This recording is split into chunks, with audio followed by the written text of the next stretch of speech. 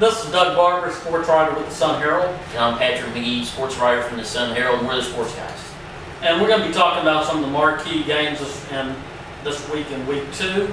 And I'm going to be talking about West Harrison, Harrison Central, Biloxi, Fort Walton, and Gulfport Madison Central. And I'll be talking about Moss Point, Goshen, and Pascagoula, Ocean Springs.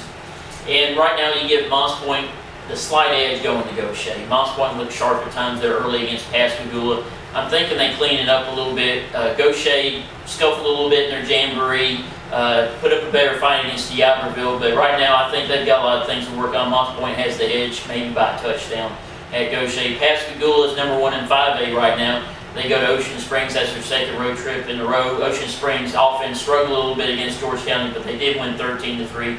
I give Pascagoula the slight edge again in a close game, probably another touchdown margin. Well, West Harrison and Harrison Central is a budding rivalry. These kids played against each other in junior high school.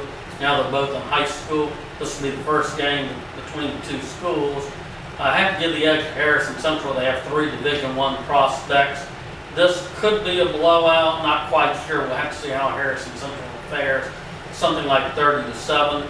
Biloxi Fort Walton should be an interesting game. Fort Walton is a 6A school. They're coming off a win over Pensacola Catholic.